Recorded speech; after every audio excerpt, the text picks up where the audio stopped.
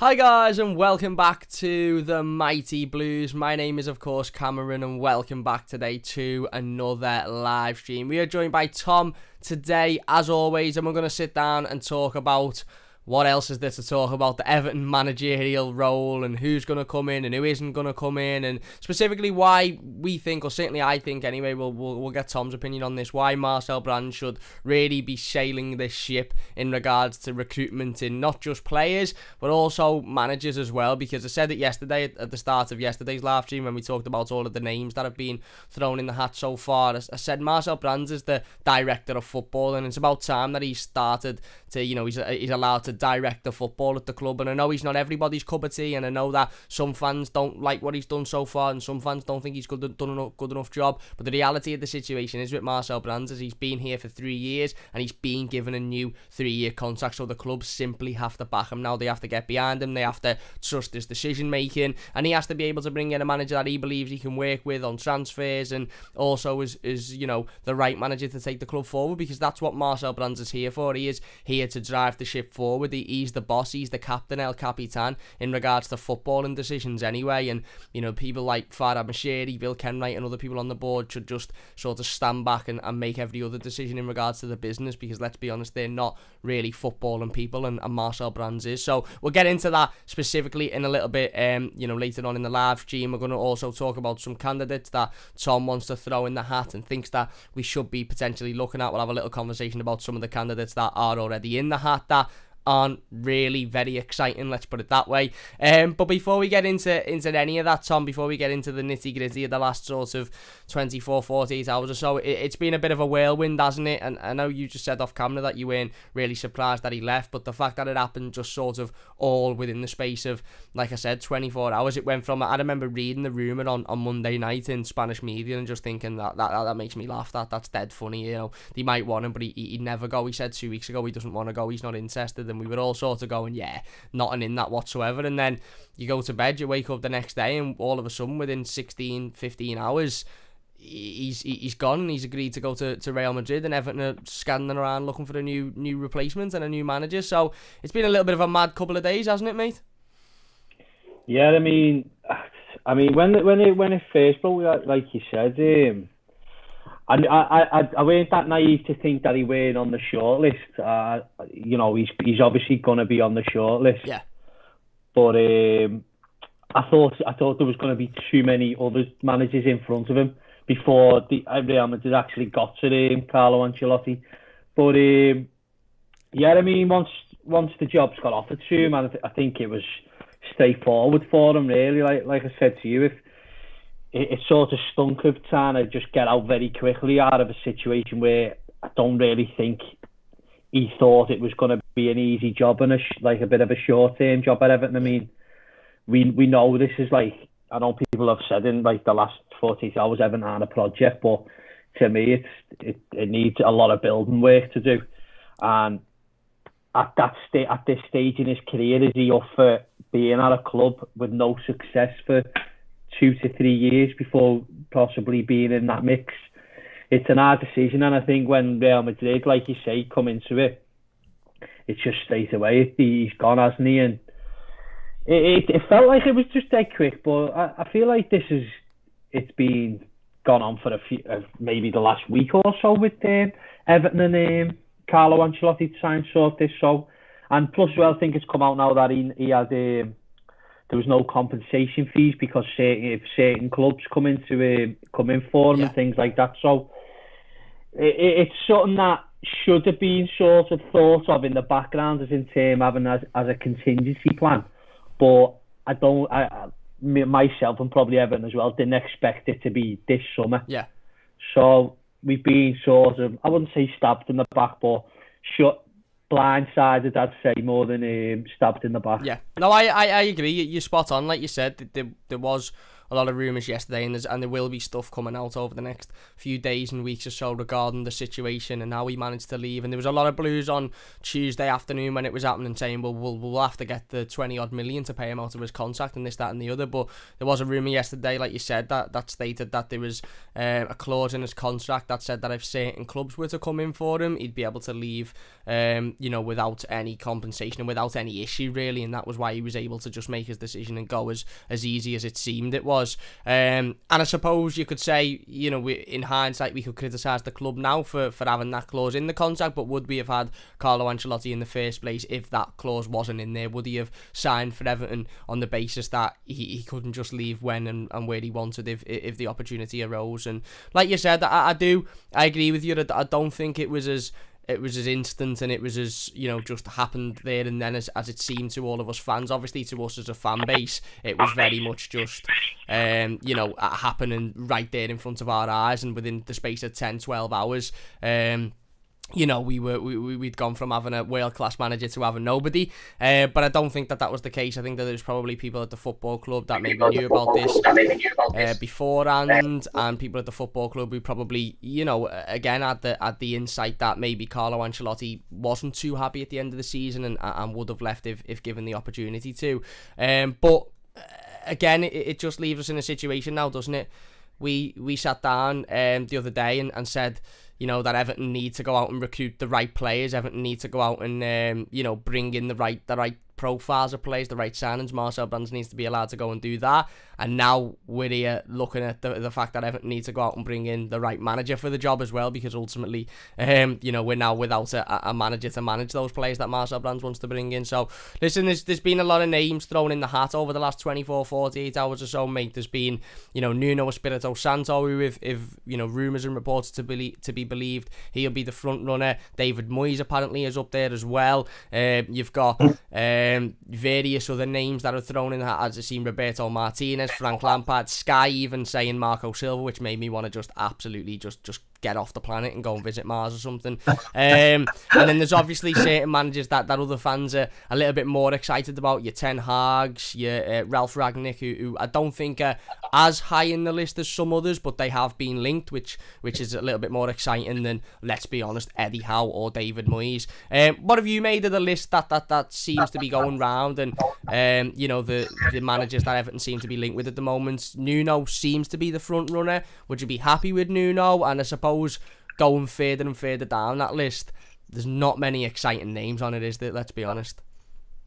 Yeah, no, I mean, it's just like, I mean, you could be back before we even hired Carlo Ancelotti. You could be back before we hired Marco Silva. It just seems the same names come up every time. There's no real much other names that come up apart from people that on Twitter and like myself put in different names today. In terms of the club, they just seem to go for the same old names, don't they? I mean, David Moyes again.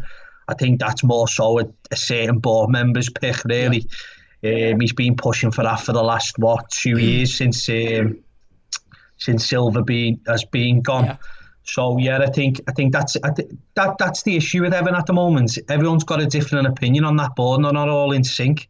So Machiri will have his thoughts, Bill Kenwright will have his, others will have theirs, and then Marcel Brands will have his sort of idea. So there's no cohesion whatsoever in the boardroom. Yeah.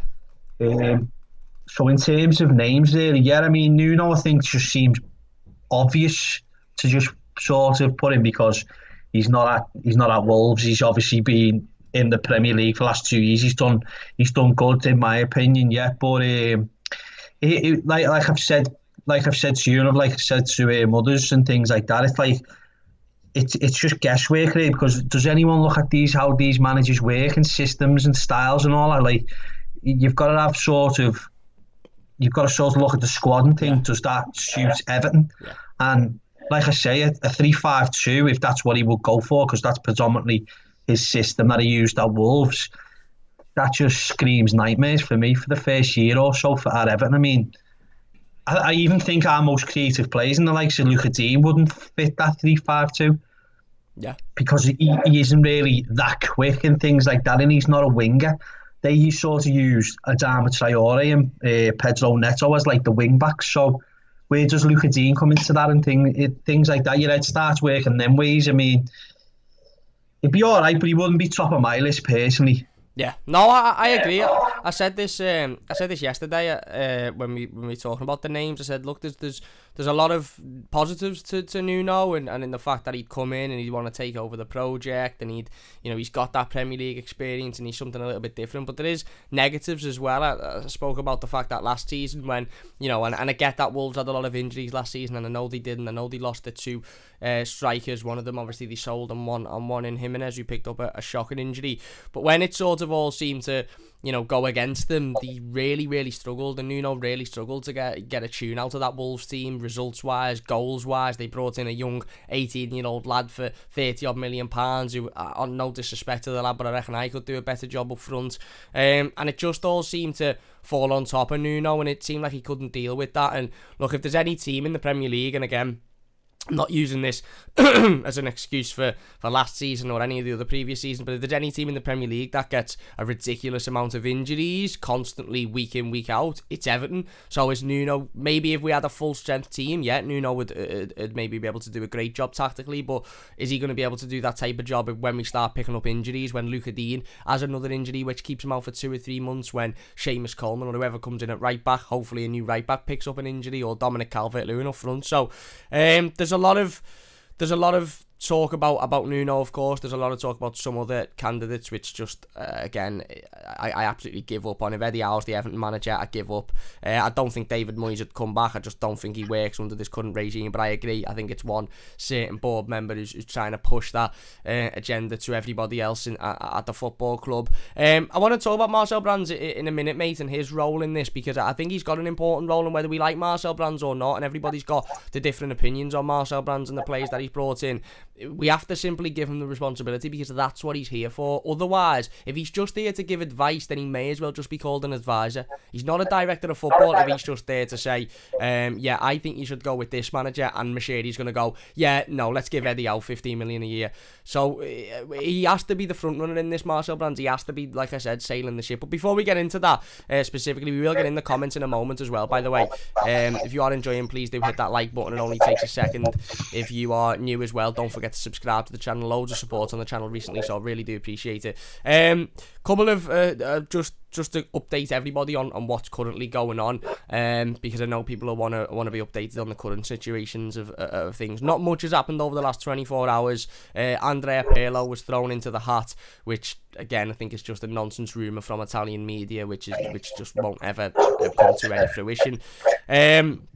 But also over this morning, there was a article by The Athletic, I believe, which stated that a lot of the Everton squad were quite disappointed and upset at the departure of Carlo Ancelotti. They specifically named Richarlison as being a player that was, quite overly upset about Carlo leaving. They stated that James Rodriguez's future is in up in the air as well, and don't know what's going to happen with James Rodriguez's future. If you're enjoying, by the way, please do hit that like button. And they also stated that there was a lot of big name. Now, they didn't say who. I don't think there's a lot of big name Everton players anyway, but they stated there's a lot of big name Everton players who are now considering their future or reconsidering their future after the departure of Ancelotti. I don't know if you've seen it, mate, but what you sort of make on that?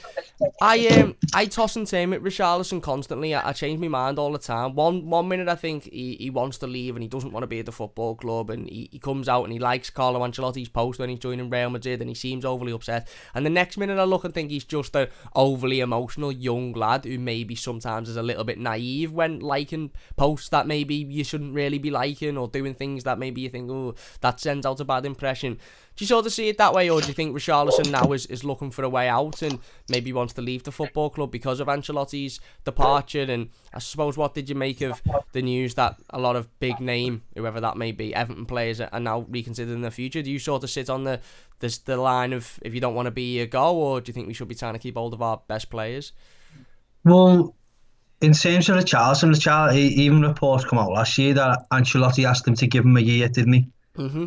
So not necessarily think in terms of you're looking at Richarlison. I think Richarlison's already had his ideas, and he's at that age now where he thinks he should be.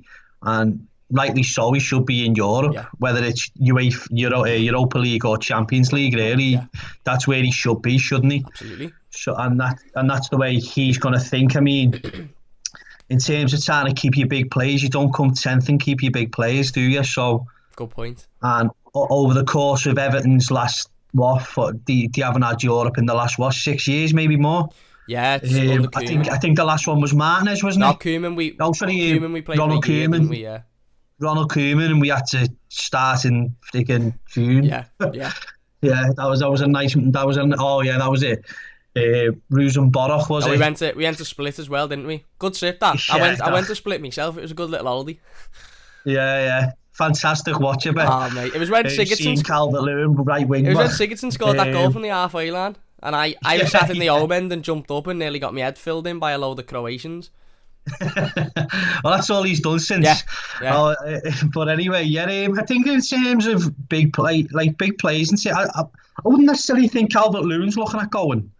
It just depends on who comes in for Calvert-Lewin, really. I mean, if you look around the league, Manchester City are looking at Haaland and Harry Kane. It's more so Manchester United for me that I'd be more worried about with Calvert-Lewin, because they're looking for that English profile, haven't they? I mean, Harry Maguire, Luke Shaw, Wan-Bissaka and things like that, and you've got Rashford and that there. They're after that sort of... I know they've just re-signed Cavani, but they're sort of after that long-term sort of talisman in that mould. Yeah.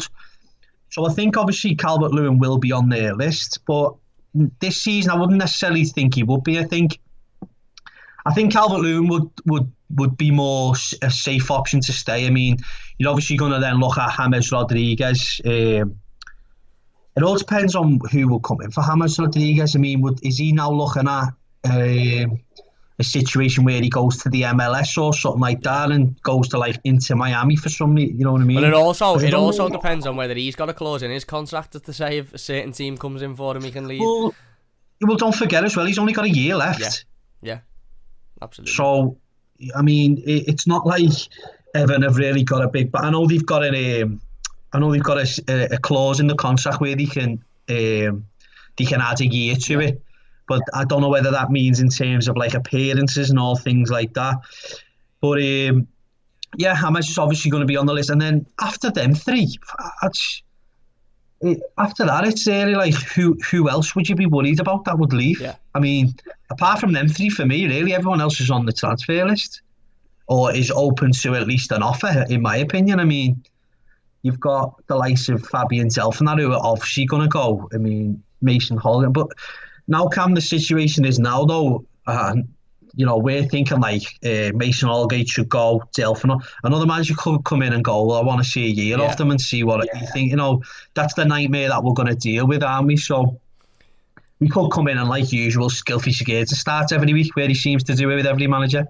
Yeah. But it's just a bit of an issue, but it all comes down to who's in charge then at the club. Is the manager in charge where he's like, I want to keep him and him, or does Marcel Brands have more of a say in things like, well, no, he doesn't fit this structure, he doesn't fit your system, in my opinion, so he's going. Do you know what I mean? Yeah.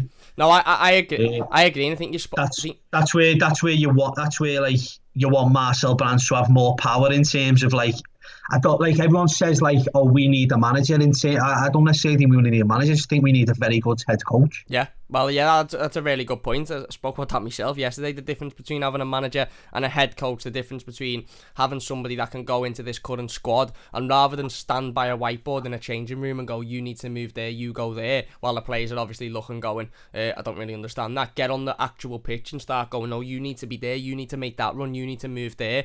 And look, I think you're spot on that, and that's my biggest worry. Not my biggest worry with this situation, because a lot of things could go wrong with appointing a new manager, but one of my worries is that the new manager will come in and insist on seeing Fabian Delph for another year, Andre Gomez for another year, various other players that we know and have established aren't anywhere near good enough and need to leave the football club. I think whoever the new manager is needs to come in, sit down with Marcel Brands, have a conversation and say, listen, who are the players here that aren't anywhere near good enough and that are going to be up for sale, because I'll just discontinue them out my plans. I won't include them in there, because, and I get that new managers want to come in and want to look at different types of players, and he might be an asset to me, he might work well with the way I want to play, but there's a lot of players at this football club, mate, that just need to go regardless of who the new manager is, isn't it?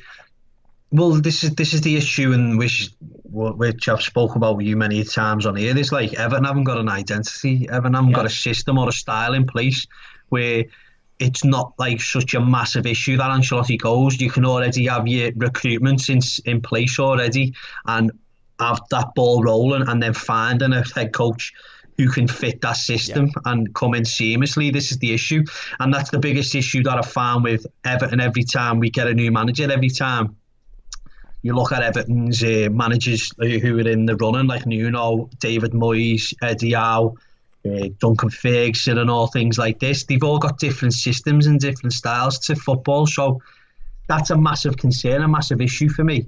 So like, if you've got 20 odd managers with different styles, I mean, you've got an identity crisis, in my opinion. This is modern day football now. Unfortunately, managers haven't got all the you can't give managers all the thingies to sort of give him all that he wants. So in terms of Marcel Brands needs to have all the power.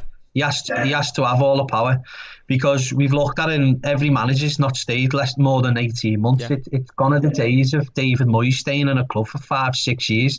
It's very hard in modern day football for that to happen, because there's no margin for error.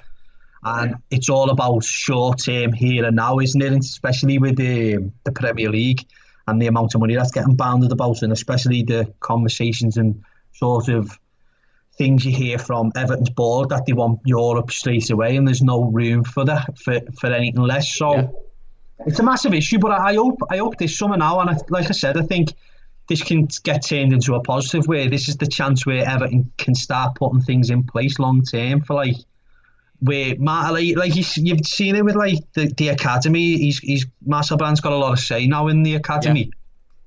And it's maybe not who he employs certain people, but he's putting a structure in place where it's got more of a chance of being successful in previous years.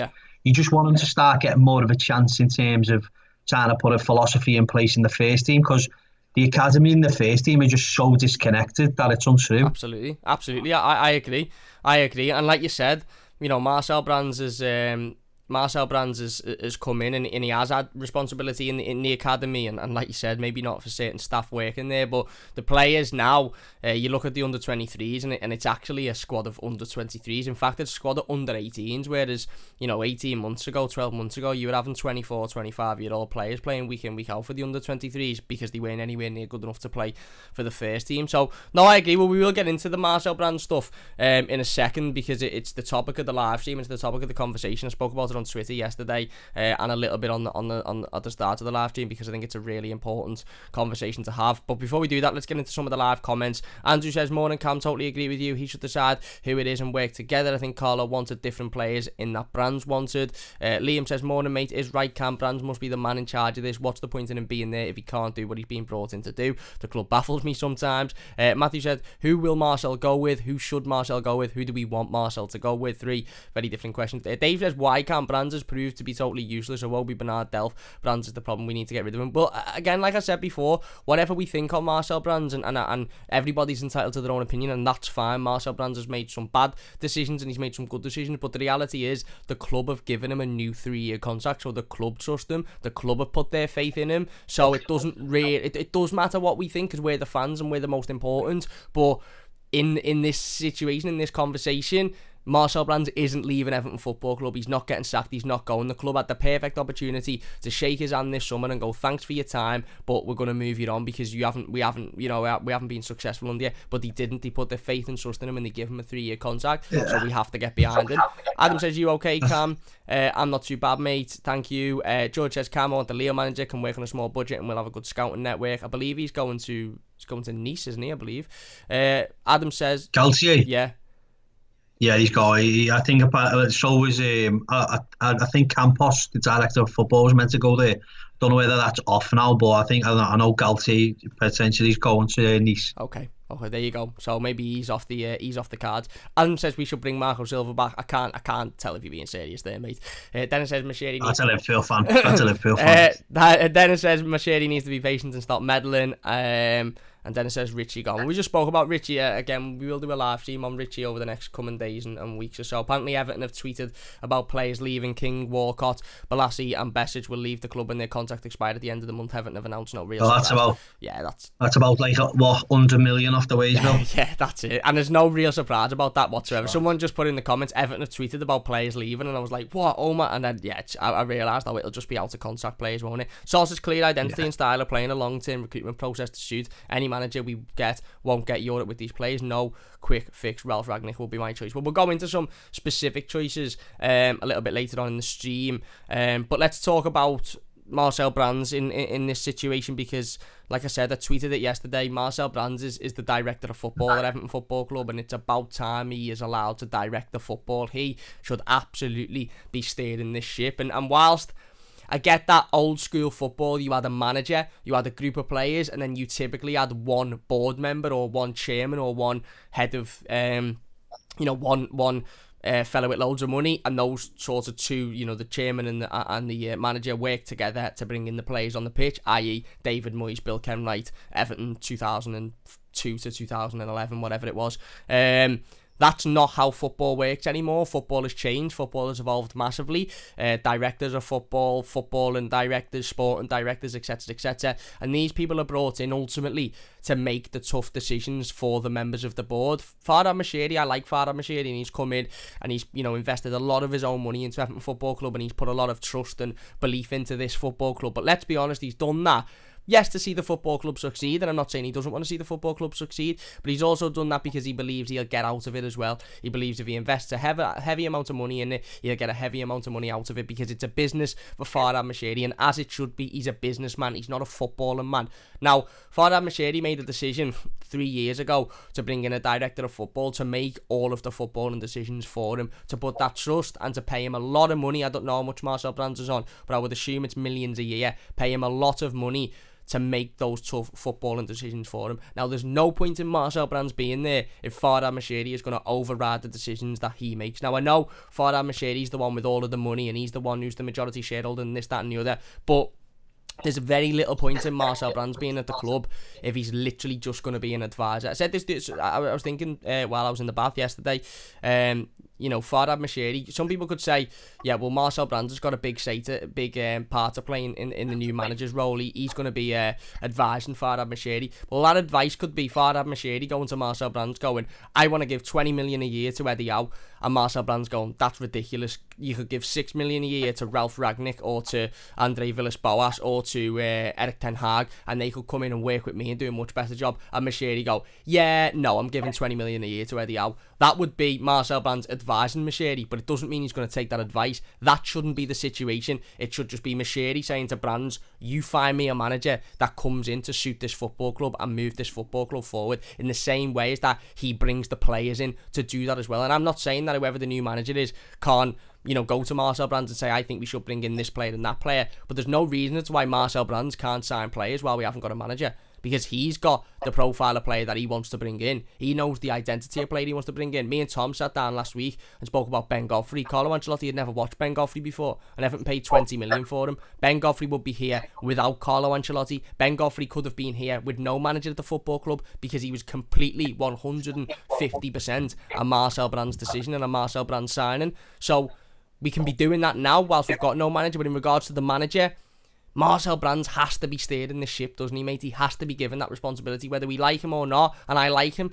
I am a fan of him because I do think some of the decisions he's made have been poor, but I think some of the decisions, i.e. Alex Iwobi, and I said this in yesterday's team, I would not be surprised if the day that Alex Iwobi signed for Everton, Farhad Moshiri or somebody else at the board has gone, right, we're not getting Wilfred Zaha for 70 million. Who else have you got on your list? And Brands has gone, I've got this lad, Alex Iwobi at Arsenal. I probably want to spend 15, 20 million on him, but it's going to take me a couple of days to negotiate. And somebody's gone, just lash 30 million at him and bring him in so we've got somebody to show for on deadline day. That wouldn't surprise me. It wouldn't surprise me if Brands has just made that decision and that's standing on his own back. And I am a Brands fan because I do think that there's been decisions made at the football club since he's been here that have been put on him that I just think that doesn't really strike me as his full decision. That strikes me as somebody in his ear saying, make this decision.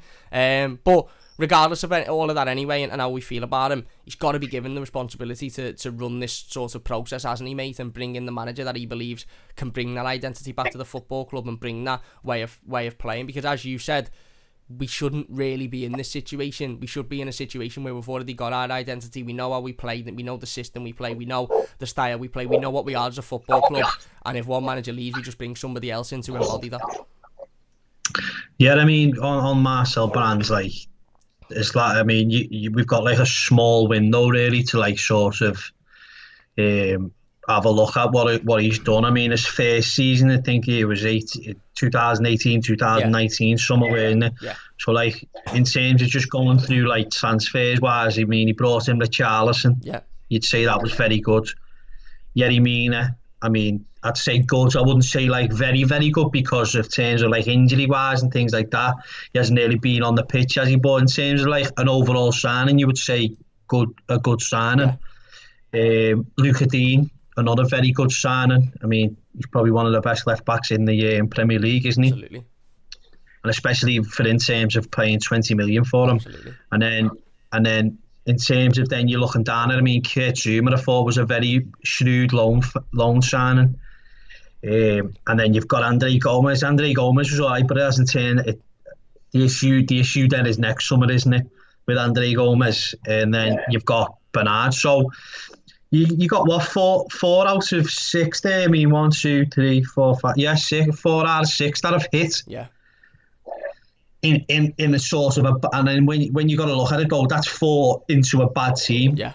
So really, how much can 4 players in a bad team sort of project you to? And don't forget as well, that was with a manager who he did have a lot of say over recruitment over with Marco Silva. Yeah. Marco Silva went like Carlo Ancelotti, where he had like a lot of say. I mean, what happens with Marcel Brands and sort of like a Marco Silva, he'll ask for specific players, and then Marcel Brands will obviously go through a list with him, and then and show him like, this is who we think is 1, 2, 3, 4 in terms of in the list, and if they can't get 1, they go for 2, they can't, and so on. But they've both got to be in sync. But ultimately, the director of football and the recruitment staff go find the players more or less.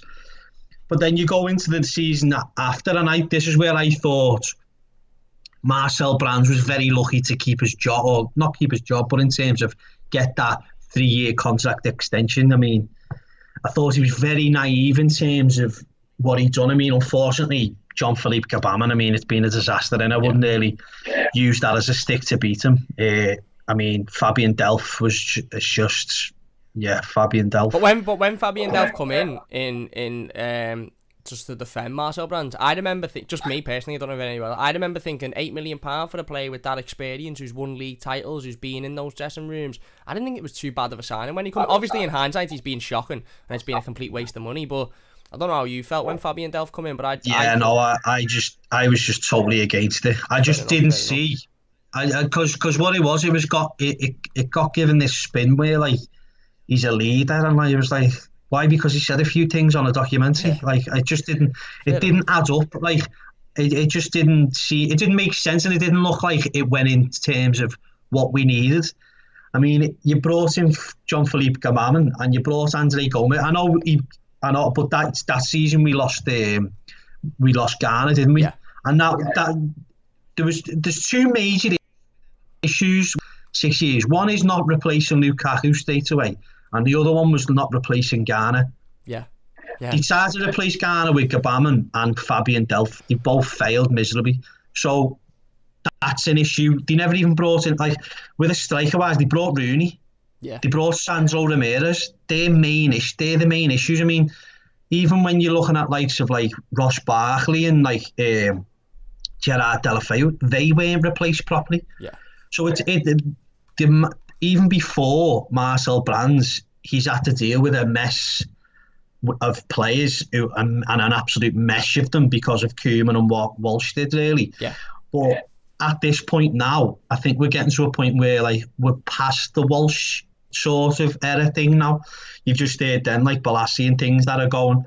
So now it's down to him to actually show us, like, and not really be that naive in terms of, like, me personally, I thought we needed more experience up front with Calvert-Lewin, and he went and spent 25-30 million on a Moise Kean, who's 19. I mean, some things, especially last season, have been a bit naive from him in terms of trying to get used to the league and things like that. I mean, I could understand the transfer of Iwobi, but it was 100% a Marcel Brands signing, because I've heard things that it was Marcel Brands signing. But the issue with Iwobi was that he was brought in to play a specific system, and then Marco Silva went against the system. So what can Marcel Brands do? Yeah, true. I mean, he was playing Sigurdsson as a 10, and he was playing him on the left and thing, and you were thinking, this is not what we were promised. We were promised like a 4-3-3, where like we had someone deep like a Gabam and things like that. So it just didn't really, and ultimately that was the downfall of Marco Silva, really, when he refused to change to go back to what he felt was actually his system. So that's not on Marcel Brands' toes. And then the season later, then Carlo Ancelotti comes in, and you could see last season that Everton had two separate recruitments going on. Yeah, like it was a bit. I really don't like that, because then in terms weren't working of like together, were they? Yeah, there's no cohesion, and that just frustrates the light out of me, because then, like you saying, where I totally agree, Marcel Brands then comes a point where it's just like, well, is he just a negotiator then for Ancelotti, what he wants? Because it was very worrying where, I think because we failed before Ancelotti, we went back to where we thought, well, we're going to have to give a manager like what we did Moyes, more power, more say and things like that. And that sort of, then you're going away from the director of football, and then you give him a 3-year contract. It was just, it all just didn't make sense, did it? Yeah, absolutely. And that's the point in him being there, isn't he? And look, I'm not saying that Marcel Brands, I 100% believe he'll be a success, and if he gets the responsibility to pick the manager or the players going forward, that it'll work and everything will be brilliant, and it will all be able to smile and get on with things. But he's got to be given that responsibility now, hasn't he? Especially with the manager's job, because Marcel Brands will know who he can work with and who he can't work with. Marcel Brands, is it just me?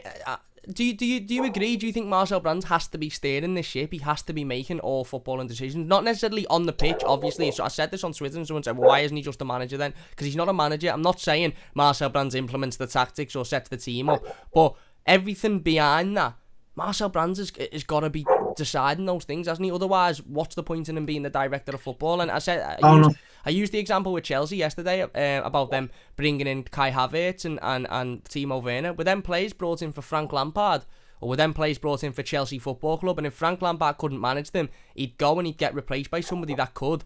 Lo and behold, they've gone and won a Champions League with Thomas Tuchel. We need to, for me anyway, we need an infrastructure in place, and we need a strategy in place, and we need an identity in place. That means that it's not us bringing in a manager and going, right, okay, we're gonna mould ourselves to what you are as a manager. It's a manager coming in and moulding himself to what Everton are as a club. Oh no, 100%. I mean, that's the main issue that Brands has had over the last years now, and Everton, in fact, have had it since Machiri's come in. Every season we've piled on players who suit completely different styles. Yeah. Now we've just had another 3 years of the exact same thing. So now you've got the likes of Decore, James Rodriguez, Luca Dean, Mina, all mashed, or Iwobi, all mashed into one. who probably don't fit into one system together. Yeah. So that's the issue that now we've got a year left. We've got a year now of sort of, well, we had our recruitment in place for what Ancelotti wanted. Now that's just been totally carboshed. And now we're going to look at a manager that has got a completely different style. So in terms of like a Nuno, you're looking at more centre halves. You're looking at more winger wise because he wants fast, quick wingers. I know we wanted that anyway, but it's just a completely different, too much of a shift in recruitment every year for Everton. Yeah, where it's going to come to a head at some point where they're going to drop down the league. It's just going to happen. I mean, they've diced with relegation the last few years, and then they've brought in a Sam Allardyce, and then they brought in an Ancelotti. But if that happens this year, who's left to go and save Everton? Yeah. No, there's no one there to do it. So it's a massive statement this summer now where we're going to have to get a sort of manager in that is going to work straight away. You can sort of get us mid-table and then bring in his own players, but you're not going to see success for maybe 2-3 years now. Yeah. And that's just unfortunately the way it is, because we've got to give him time no matter who it is. And listen, if you've got to give him more than 6 months. Like we said, we kept saying with Ancelotti, like he hasn't got his own plays and all things like that. And we're at this stage again where we're in like a transitional year again, aren't we? Yeah. You can't get rid of 20 players and shift them around. It's just impossible. But we'll see. I mean, you've got to back them, but I'm not saying like you can't critique or things like that. Obviously, if this summer like Marcel Brands' recruitment is not good, then I'm obviously going to call it out. Yeah, absolutely. I wouldn't necessarily, you know what I mean? So in terms, I mean, if you want to go into terms of like who's going to be the next one, I mean, we might as well get the dartboard out and start throwing darts and just hope for the best. But that's the issue, though, Cam, isn't it? Yeah. That's what we're at. Like there's no you're plan, saying, like, yeah, and that's the worrying issue for everyone, and even for me. Like, there doesn't seem to be anything in place for Everton to go forwards. Yeah. Now, when I read it, I think Paddy Boylan done the Athletic report where it was like some like in-house fighting and things like that, and Richarlison and Holgate and Ancelotti and things like that. It all sorts, and I was saying like, well, it looks like we're going for like a bit of an implosion at Everton. It all seems to just ahead, and then all of a sudden Ancelotti's gone. I'm like, well, there's got to be more meaning to like that article what pinpointed things out. You know what I mean? Yeah. We're not, and plus as well, there's no communication.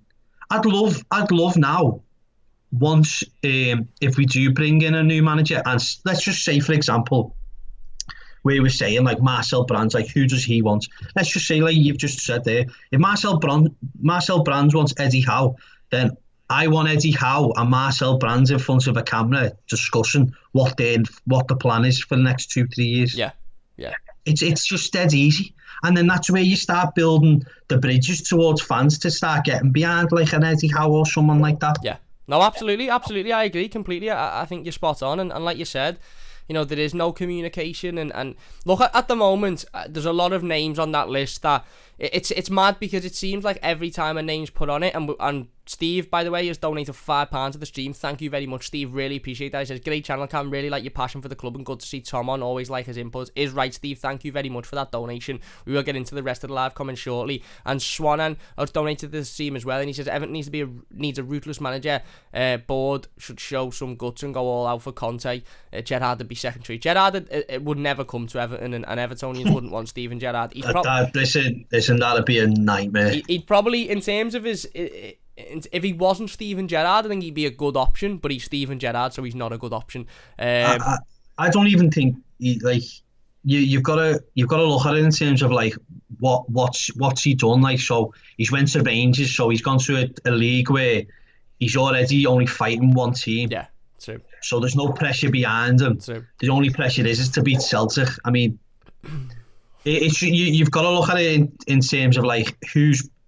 For Everton at the moment, I think Everton need just Premier League experience and someone who has the ability to sort of progressed through the years with Everton. Yeah. That's my personal view anyway. True. No, I agree 100%. So in regards to Brands then, and just to finish up on Brands, it's his responsibility now. He should be the one making all of those footballing decisions, shouldn't he? And do you think 100%. Do you think that he should have full control of who comes in as manager, and maybe him take advice from Farhad Moshiri or whatever? But it should be Brands sailing the ship and making that decision, shouldn't it? Yeah, well, I'd rather trust Marcel Brands than Bill Kenwright or Farhad Moshiri, who haven't got a football brain in football and selling the brain. Yeah. Like, it's just, we've seen it. It's obvious that they can't make football. They're inept. Listen, I've bashed on about Everton's boards that much that I'm bored of it now. They're inept people that aren't very good at the jobs. It's proven. Yeah. It is what it is. And unfortunately, a lot of people will go read up on it, go read the situations, go talk to people and things like that. It's a mess at board level. They're not at the level of what people think. I mean, you've heard comments which frustrates the life out of me that Bill Kenwright come out and said a lot of clubs look up to Everton. Who? Yeah. Sunderland. Yeah. He said. Do you know what I mean? It's daft. Yeah. He said a big club in football spoke to him last week or something. This was last year, I think he said it, and said that when things go wrong, they think, what would Everton do? And it made me put. Well, I think he's got his muddled up. He's probably thinking, well, what would Everton do? Right, we'll do opposite then. Yeah, that's what they probably think. Yeah, probably. Yeah. They've got, what I mean? What Everton will do, we won't do. We'll do the exactly. Opposite. Yeah, exactly. The line on his Mickey Mouse phone must have went off then. Yeah, no, you're spot on. But like you said, Marcel Brands is he knows football. He understands football. Now, whether we agree with him or not, he's there to make those decisions, isn't he? And he's got to be given that. We've got to give him reins. He's director of football, mate. Yeah. No, I agree. You can't handcuff a director of football and not let him direct football. Yeah. It makes no sense, but it makes sense because it's Everton. Yeah. Do you know what I mean? It's just Everton. That's what Everton would do. Well, if he's not going to be allowed to do it, he may as well not be here, mightn't he? And to be fair to Marcel, what's the point? Yeah. Well, if we're not going to give Marcel Brands full reins and dictate, well, you might as well go get David Moyes and let him have it all. Yeah. And sack Marcel Brands tomorrow. Yeah. That's what you might as well do. Because if you're not going to allow him to put in a system, an identity, and a coach who can do that and recruit for that, then what's the point in having a director of football? Yeah. It's just a waste of time. Absolutely. No, I agree. I think you're spot on. And, you know, as Tom's just said, I said it yesterday, I said it today, and I said it on Twitter last night. Let Marcel Brands start directing the football, because he is the director of football, and that's his job. And also, Cam, if he gets it wrong, and he goes. We just start again. Unfortunately, it's been going on for years at Everton that the frustration is going to keep building, isn't it? Yeah. Well, if he gets it wrong, it's all on him, isn't it? If Marcel Brands, if Everton go to Marcel Brands now, right, okay, you've got full reins in the transfer window. Every player that comes in comes through you, and it's your player, and the manager that comes in comes through you. If we're then sitting here in 12 months' time and the manager's not good enough and he leaves and all of the players are absolutely awful, then we go, that's Marcel Brands' fault. But I'm just not convinced that every player, even that, and don't get me wrong, I think Marcel Brands was Alex Iwobi was a Marcel Brands signing, by the way. I'm not saying he wasn't, but I'm not convinced Marcel Brands fully wanted to pay 30 million for Alex Iwobi. I'm just not. I look at how close the Zaha situation was on that same day, and the fact that they wanted 80 million for him and we didn't get him, and I just think I wouldn't be surprised if somebody was in his ear to just say, just go and sign that lad and pay what they want for him. But in terms of Alex Iwobi, though, Alex Iwobi was brought in to be a 10 or be an inside forward on the left. Yeah. He's now been playing as a right winger. Yeah. Like, it just doesn't. It's unfair to criticize. Like, I've always said, he's put in poor performance, but I'll properly critique him when I see him in his natural position. Yeah. He was brought in for a specific role, and it just hasn't happened. Yeah. No, we all know we need a right winger. He's not a right winger. He's an inside forward. He likes to drift inside, sort of what James Rodriguez and that dude. That's what he is. But he's predominantly a right footer doing that, cutting inside on a right wing. It just doesn't make sense. But this is the issue every year that you have, where you've got different managers, isn't it? Yeah. No, I agree. You know, you bring in an Alex Iwobi to do a 10, a specific role, and then Ancelotti comes in and puts him right mid and has Sigurdsson 10, you know what I mean? It's just, unfortunately, this is where it all comes to a head of identity and systems. Yeah. If Everton start putting in an identity and system, we won't have all this. Yeah. So let me ask you this then, in regards to, Matt, if you're enjoying, by the way, please do hit that like button. Nearly 250 people watching live. Thank you very, very much. We will get in the comments in a moment, I promise. If you're enjoying, please do leave a like, subscribe if you're new. In regards to let's just take put the manager situation to one side, because listen, I was about to say before and I forgot to say it, there's a lot of names being linked with the Everton job, and trust me, a lot of those names, there won't be anything in whatsoever, and Everton won't want to go anywhere near, and that manager won't want to come anywhere near Everton. But it's so easy for journalists and publications to just say, Everton need a new manager, this said manager is out of a job, let me put a link in there, let me link them together, and loads of people will come and click on my page and I'll get loads of views for it. It's so easy. There's a lot of, and I see people criticising, why are Everton going after him, why are Everton going after him, why Everton mightn't be, it might just be nonsense from newspapers and publications that just want to get some clicks and just want to drive a conversation. But in regards to players then, for a second, park the manager conversation, do you think Marcel Brands, and I know he's probably got other things on his mind, i.e. recruiting a new manager, etc., but do you think Marcel Brands, we see Everton were linked with, is it the lad from Ajax, the right back, I forgot his name, is it Humphreys? He's PSV. Yeah, sorry, not Ajax, PSV. Yeah. Linked with him yesterday, and everybody was saying, oh, well, how can we be linked with the player when we haven't got a manager? We've got a director of football, and that's what he's there to do. Do you think that Marcel Brands should be allowed to bring his own players in without even having a manager here, and then bring a manager in to manage those players, or do you think there needs to be an input from a manager? Because both ways. I mean, if he's got an idea and a style and a system where he thinks that would fit, then it's down to him, isn't it? That's it. Well, I was going to say Godfrey as an example. Carlo Ancelotti wouldn't have had anything to say about Ben Godfrey because he didn't know who he was, effectively. Well, Carlo Ancelotti only met Godfrey on the training pitch. Yeah. Didn't even watch a game of him.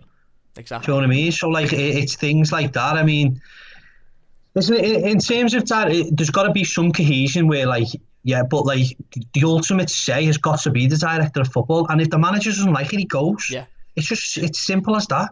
Like, you're here to coach. You have a say. If Dumfries fits the style, if he fits the style and he fits the system, then he's the one. If that fits value-wise and everything, and that's all that Everton wants, and Marcel Brands that's his number one, then that's his number one. Yeah. I mean, manager can go, yeah, or I can think him, but they could say, well, say for example, yeah, you've got two players. You've got Dumfries, who's worth 15 million, and then you've got Max Aarons, who's worth 35. You then have a discussion. Think, well, can Dumfries come in and do a better job or similar job than what Max Aarons would? Yeah, probably. And he's at that level now where he's a Dutch international. He's 24, 25.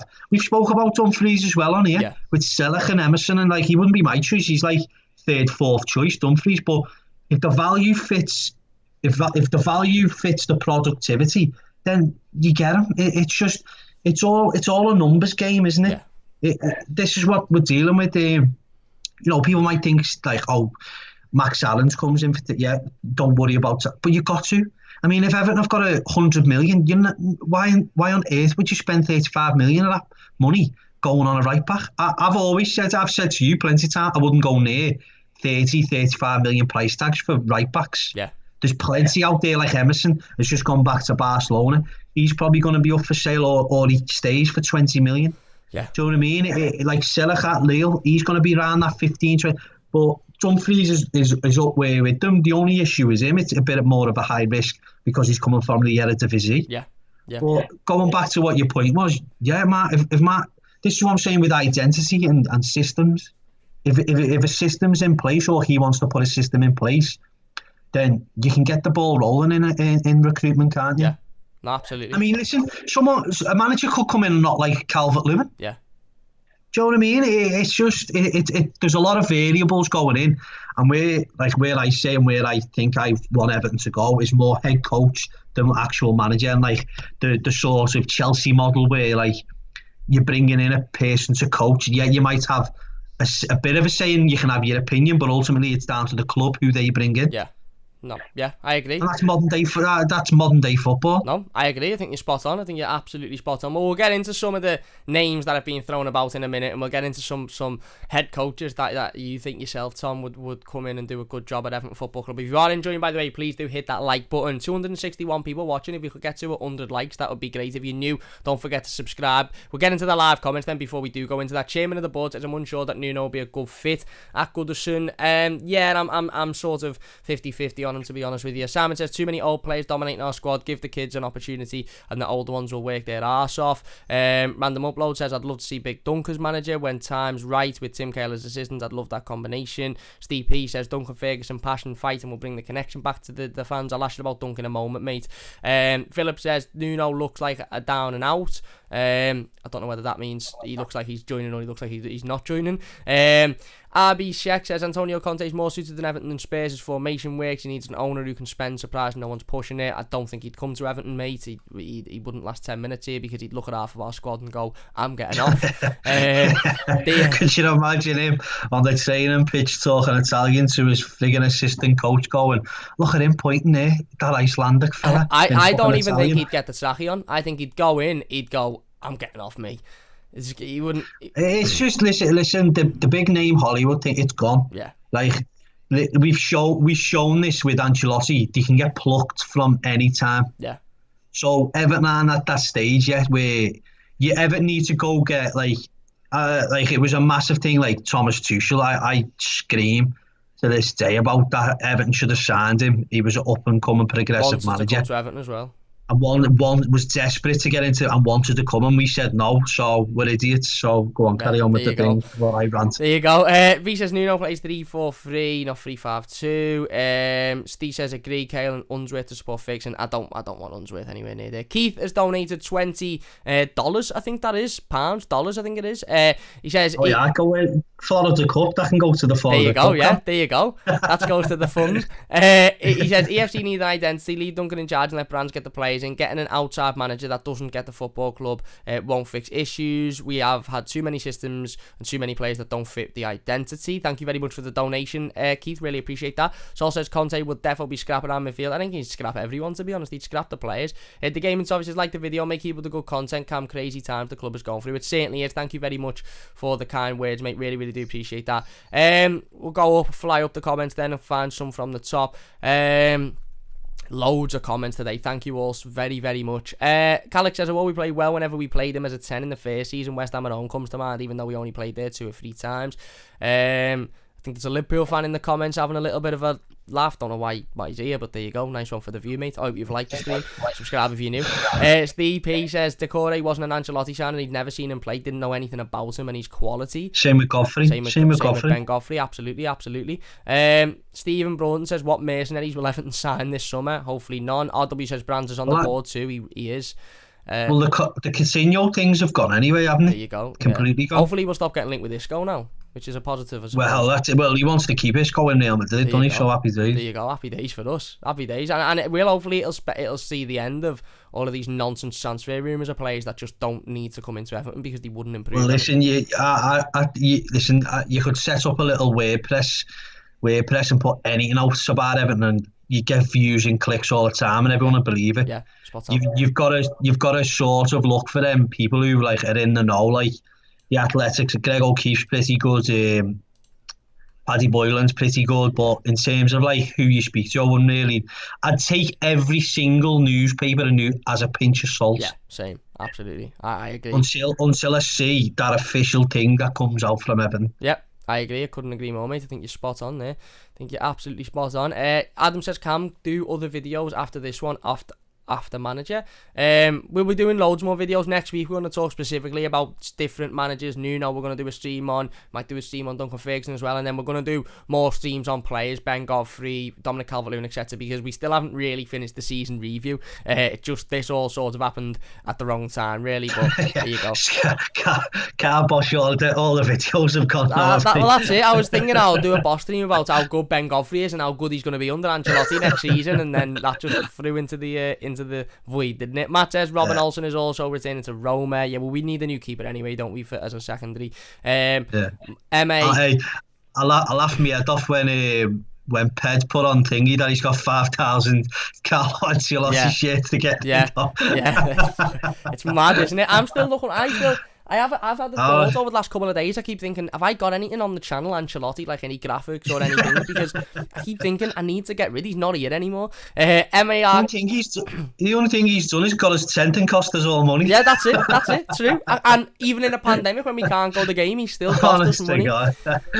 Everton, only Everton. And MA actually says Cameron need Pellegrino Matarazzo of Stuttgart. He is coming up and we won't get him in 12 months. Well, let's get into some of the discussions, mate, about managers and those that have been linked and maybe even those that haven't been linked that you think Everton should go for. Out of the current list, I know it's like choosing between, you know, getting weed on and getting pooed on. Bit of an audible analogy, but there you go. I can't. Jesus. I know, yeah. Bit of a strong analogy, that one, wasn't it? Just first thing that comes to my head. Is there any of them that sort of stand out and make you think, yeah, you know, I want to bring him in, I want him to come in, I think he'd do well, or are you sort of just thinking there's not one of them there that is exciting at all? Well, I think you've got to separate them. I think you've got to look domestic and then you've got to look Europe, really. Yeah. I mean, in terms of domestic, I mean, I feel like the front runners are going to be them front three, and it's going to be Nuno, Sancho, Espirito Santo, and it's going to be David Moyes, and then it's going to be Eddie Howe, isn't it? I think I can't really. Maybe Graham Potter as a bit of an out, but I couldn't really see Everton looking at Graham Potter. Maybe I think it's going to be them four, isn't it? So just looking at them four, I mean, the issue with his Nuno Espirito Santo is that his style and his system just doesn't sort of go with Everton at the moment. I think it's very. I mean, Holgate. You'd worry about Holgate, Keane, and sort of Mina playing out from the back and sort of trying to play that system. I mean, you'll even look at Eddie Howe, it'd be a bit of an issue because it all the basis starts from the back, doesn't it? From both of them. Yeah.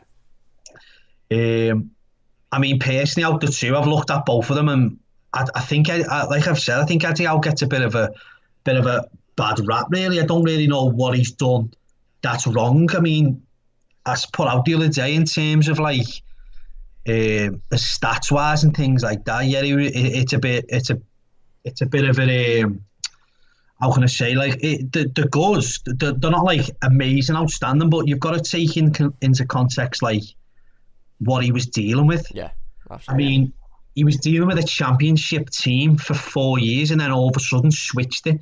So like, it was, for me with Eddie Howe, it was more naivety in terms of the recruitment side. Yeah. I thought he looked at it very heavily in terms of young potential, which we want, but he went all out for that. So we're looking at in terms of like a Dumfries, for example, who's 25, can come in, start straight away. He was looking at a Jack Stacey, who was 21. Yeah. Do you know, he was just coming from the championship, to be fair. It's very, and then you're looking at Solanke and a Jordan Ibe, and you're sort of looking at thinking like, it's a good idea, but it was a bit of a naive idea in terms of that he never had a sort of base where like Bournemouth were going to stay in the league. I mean, I thought it was just, like when you look at it, like I went full on deep rabbit hole into Eddie Howe and thought like, is he this bad as what people think he is? And I don't think he actually is. I mean, like I said, like I've put on Twitter, if you took Eddie Howe out of England and dropped him into Germany, France, Italy, Spain, into a third division club who got a bit of backing, who've had a little bit of backing, but ultimately haven't got that pull of bringing the best players in, but in terms can pay a little bit more wages and things like that. Yeah, he's done unbelievable. Yeah, I mean, it was and put it this way: if he'd done that in France, Spain, Italy, and them, he'd be already at a. I wouldn't say he would still be at a big club because I couldn't really predict that, but I think he would have had he'd have got his chance to be at a big club. Yeah, and that's it. And I think and like it's Eddie Howe. I mean, Nuno Espirito Santo. I mean, the backing he's had has been unbelievable. Yeah. I mean, in terms of who. Like the difference is Eddie Howe was looking at Bournemouth at at a club where he can only attract like a Jordan Ibe and think. Nuno Espirito Santo had a backing of Jorge Mendes and bringing in Raúl Jiménez, Ruben Neves, João Moutinho, Pedro Neto. He was in a totally different market. Yeah. And that Wolves team, he did have them playing well, but he was in a totally different market than Sancho was. And when you look back, you fully expected Wolves to get into Europe, or seventh, or be in that bracket of between 7th and 9th. Yeah. Because he had the team for it. Eddie Howe had a team where he was in relegation and he survived every year. Yeah. I mean, the last year he was at Bournemouth, he only went down by a point. Yeah, absolutely. Do you know what I mean? So in terms of, and looking at both styles, I think Eddie Howe's got more of a progressive style than what Nuno Espirito Santo has got, because with Nuno, you can sort of see it went a bit stale. Yeah. The only issue with Eddie Howe was, like, I think he had enough of fighting a relegation thing, really, and he'd had enough at being at Bournemouth. He was at Bournemouth for years, really. Yeah. So, and I think he just wanted a different challenge. So in terms of looking at the three, I mean, me personally, I would, and the fit, like, this is the key issue, isn't it? The fit of Everton and the fit of who would allow Marcel Brands or give him the chance to go find your players, young potential players who can work it. And I think all roads lead to Eddie Howe from a domestic standpoint. But that, I mean, you're looking at Graham Potter. I think Eddie Howe's done a far better job than what Graham Potter and Nuno have done, because I think they've got more of a better structure behind them. In terms of Brighton have got a very good structure, Wolves have got a very good structure. Bournemouth, he built Bournemouth. Yeah. So I don't really necessarily think he's like I'll also say, like, he was very naive in his style of playing system, but he was in his 30s. I mean, he was only 8 or so years older than me. Yeah. When he was in the Premier League. I mean, I just think he gets massively discredited for some bizarre reason, and I think when you're looking at stats wise, it doesn't really back up the sort of opinion on Eddie Howe. Yeah, fair enough. But that's from a domestic standpoint. I'm probably getting absolutely grilled in the comments and things like that. But when you actually go deep into each person, Eddie Howe for Marcel Brands, and for a sort of, you're looking at a progressive manager. You're looking at a manager who can sort of coach, who's a good coach, who can coach and develop young potential. I mean, you're looking at Bournemouth's system now. Solanke's doing very well. Roy Kelly's doing very well. Lewis Cook is doing very well. David Brooks done very. He can develop these young British players, but it's if he can do it on the big stage at Everton, isn't it? And if Eddie Howe did come in and that's Marcel Brands' person, then you've got to get behind them. But that's it. Would the fans have a sure fuse on Eddie Howe? Probably. Yeah. But I mean, for me personally, I don't think Everton are even getting close to Europe. So for me, if Everton stay in the Premier League and are 10th, then that's good enough for me with a cup run, because I don't see nothing in this squad that exudes European football. Yeah. No, I and that's just from like a domestic standpoint, but there's obviously sort of, when you're going into Europe, then there could be better options, you know what I mean? Yeah. No, I agree, absolutely. We'll go into some of the options in Europe, your Ten Hags and your Ralph Ragnicks in a second, but I want to throw one name at you that a little bit like Marmite at the moment with Evertonians. You're either a bang on for it or you bang on against it. And I think who I'm gonna mention here, and it's Duncan Ferguson, according to the Daily Mail, I think it was. Night before last, Duncan Ferguson has put himself forward and informed the Everton board that he would want to take the job. Now, obviously, there's concerns about his experience and the fact that he's never had a management role before, and obviously is that experience probably being the reason as to why maybe he wouldn't be able to take us to that next step, i.e. Champions League football, Premier League, winning football. But let's be honest, as you've just said, Tom, we're absolutely nowhere near that anyway. We're a club that shouldn't even be a conversation. Well, yeah, it baffles me because the board seem to be having those conversations. We want to be challenging in the Premier League. We want to be. It's absolute delusion of grandeur, Cam. Yeah, it's just like it's a false fallacy. It's a dream. Yeah, It is. It just doesn't. For the last 6 years or 5, it just hasn't been true. Yeah. So that's why I try and keep saying on Twitter, Everton fans need to forget what the board's saying and have realism and actually look at that squad and not have Everton blinkers on where you think that squad is good enough, because it's not. Yeah. Well, and you're spot on there. And one thing Duncan Ferguson would certainly do is come in and rile the squad up. He'd get 110% out of every player every week, I believe. And he's somebody that embodies the football club, and could potentially and I could see Duncan Ferguson bringing that identity back to Everton. What we're about as a football club, what we stand for, the dogs of war mentality, the underdog mentality, as we've seen, against Chelsea in the game he took over. Every player seemed to be working for him. Every player seemed to be fighting for him. Where do you sort of stand on the Duncan Ferguson thing then? Because over the last 24 hours, I've flipped and flopped a number of times, and I've got to the point where I've sort of just thought, you know what, just give it to him and just let's see what can happen. One thing's for certain is if Duncan Ferguson gets it and he doesn't do a good enough job, he would have to be sacked, and that would mean he'd have to leave the football club on a permanent. But I suppose trying to take the Evertonian out of us all, where do you sort of stand on the Duncan Ferguson thing? Do you think he could be the man that brings that identity back to the football club because he knows the club and he's got that emotional connection, or do you just think it'd be a little bit sentimental and we need to look at somebody with a lot more experience? Yeah, I mean, I think it's like you said, it's so tough to sort of go into it, because at the end of the day we've got a small sample size. Yeah. I mean, what I look at it in terms of where everyone says, bring the passion back. Well, what if he loses 3 on the bounce? Yeah. What happens then? Yeah. Like, does that just fall apart? I mean, I know people will get behind them, but I don't know his system. I don't know his style. I haven't seen anything in the media or where he spoke about a certain identity or talking about football in a certain way. I haven't seen nothing, so I can't really judge him on that point. You've just got to judge him on 4 games where he drew 3 and won 1.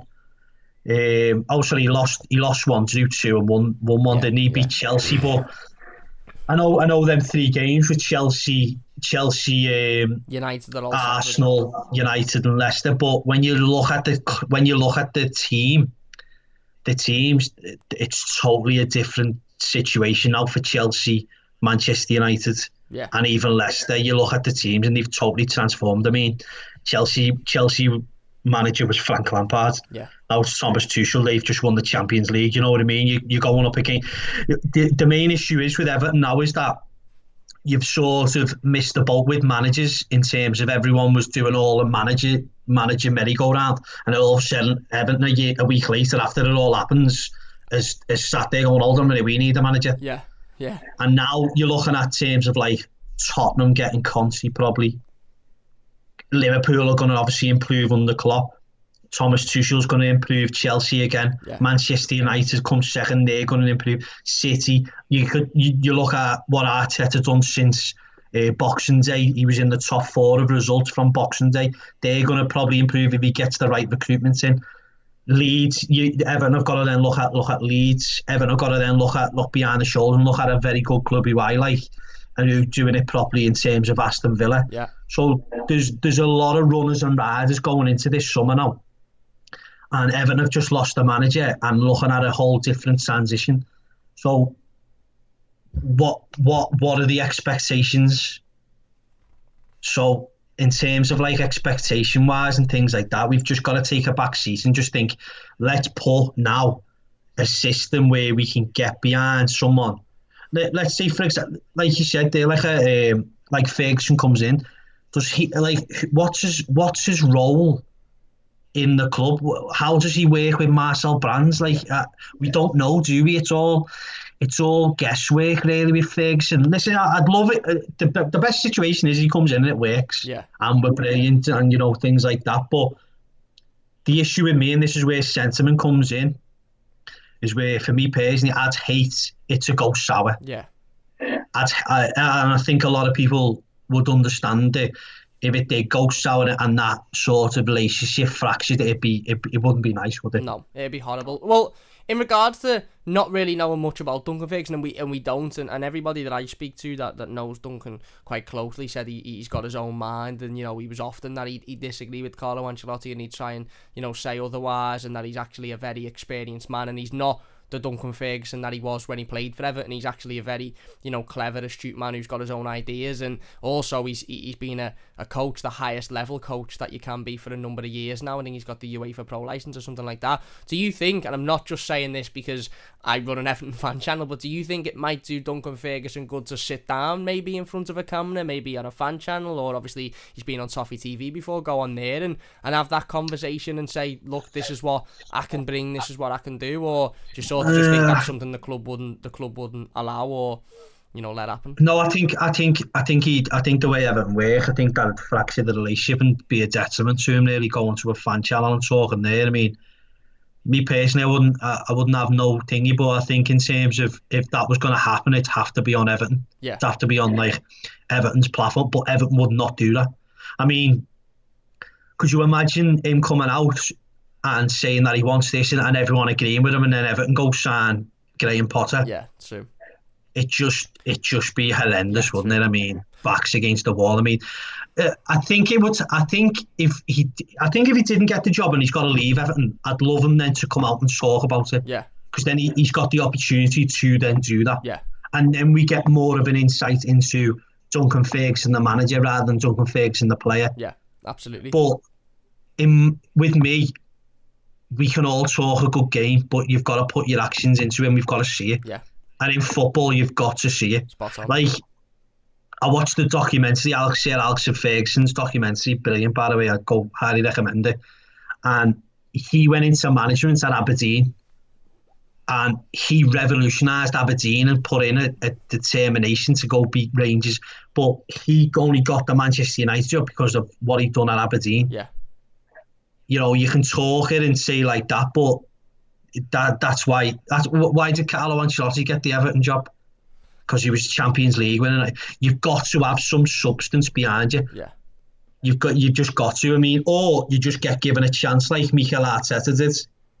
True. Do you know what I mean? Ole Gunnar Solskjaer. Exactly, but he was at Cardiff though, weren't he? Yeah. I mean, and plus as well, he was at Norway, and plus as well, he knew the club and things like that. I think best for Ferguson is that let's go see him go somewhere. Like look at Gerrard. Yeah. Like, Gerrard wouldn't just go get the Liverpool job just because he's Steven Gerrard, would he? He's had to go to Rangers and sort of put the graft in. And he's probably been told by Liverpool, go to Rangers and put the graft in, and then we'll have the conversation. Yeah, I love the idea of it. I love it. I love the idea of it. There's just a lot of... The positives are more so for, like, emotion-based. Yeah. The positives are more emotion-based. The negatives are more, like, systems and things like that, because we just haven't seen anything. Yeah. Now, listen, he could be brilliant. We don't know, do we? He could be... The players might want him. You know, we've seen Calvert-Lewin come out and talk about Ferguson and say how good he is to his career and things like that, but when you're in the hot seat, it's a different ball game, isn't it? That's it. Absolutely. When the pressure's on, and you're spot on. Exactly. You're spot on. If you're enjoying, by the way, so far, please do hit that like button. It only takes a second. If you're new, don't forget to subscribe as well. Nearly 300 people watching. Thank you all very, very much for the support once again. Massive thanks to everyone that's donated as well to the live stream. Keith donated the big £20. Well, thank you very much, Keith. Really do appreciate that. Let's get into some of the comments then, and then we'll finish up on talking about some names that, you know, Tom, you may think could do that job, could come in and be the head coach. Akhtar says, we played good football under Martinez. Now we got good backing by the chairman who bring back solid players. Let's not forget Martinez's last season, a season and a half, when we got absolutely trampled at Anfield and he tried to come out and spin just for Martinez? Yeah. Can you ban him? Listen, everyone's entitled to their own opinion, but me personally... No, not that one. I wouldn't go nowhere near Martinez. Wilby says, guys, did you know Ancelotti's being paid half of what Everton paid him? Yeah, because he's gone, as Tom said earlier, because he could likely win a La Liga, which he didn't win when he was there the first time. Yeah, he's never won it, has he? No. He's never won it. And a Champions League again. I mean, Real Madrid had a bad season last season, the first time in 11 years, I believe, that they went trophyless. They got to the semi-final of a Champions League and missed out on the league by 3 points. If that's a bad season, then I really don't know what Everton are.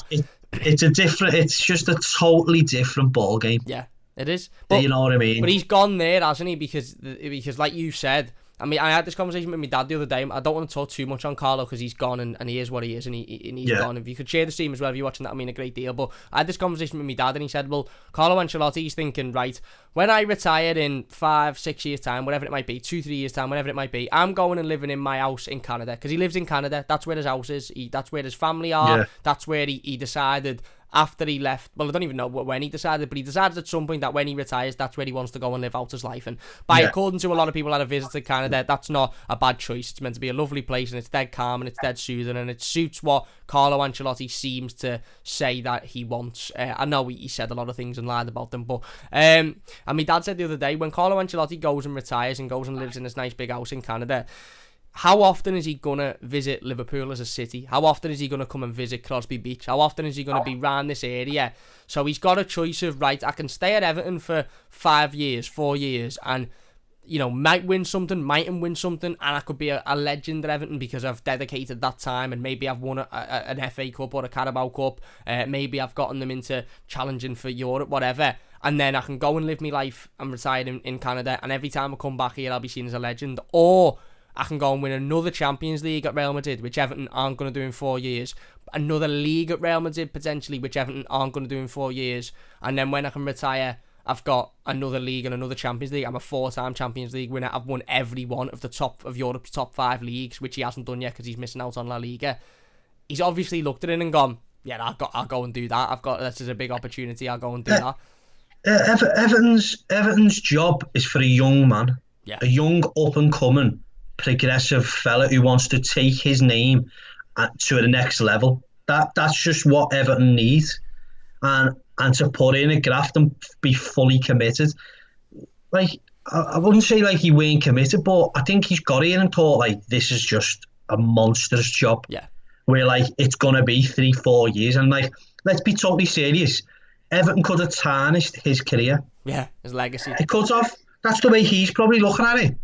You know, a 3-time Champions League winner, AC Milan, Serie A, Chelsea, Premier League, and then he comes to Everton and ruins it all. Because ultimately that's what you get. The last job you do is what you get judged on, isn't it? Yeah, true. So for him and his age, and plus, let's be honest, he probably never even thought Real Madrid were going to ever come in. Yeah. You know what I mean? Like, he's probably been like, right, I'm going. Like, this is it. Like, it's off. Everton needs you. Like I said, like a progressive up-and-coming manager who wants to make a statement in football. Yeah, fair enough. Well, let's throw some names out the hat then at you, mate. A couple of non-sort of English league-based names.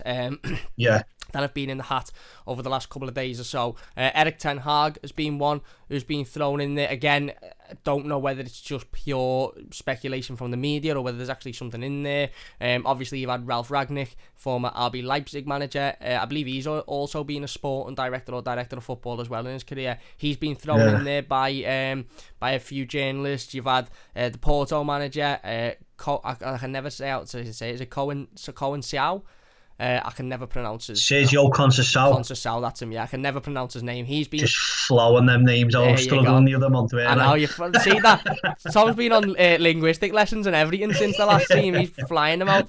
So those three are three that have been mentioned, who'd be coming in, obviously, from different leagues who haven't managed in the Premier League before.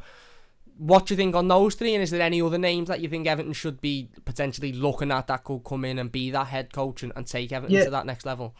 Yeah, I mean, I like if Ten Hag fits that style, doesn't he?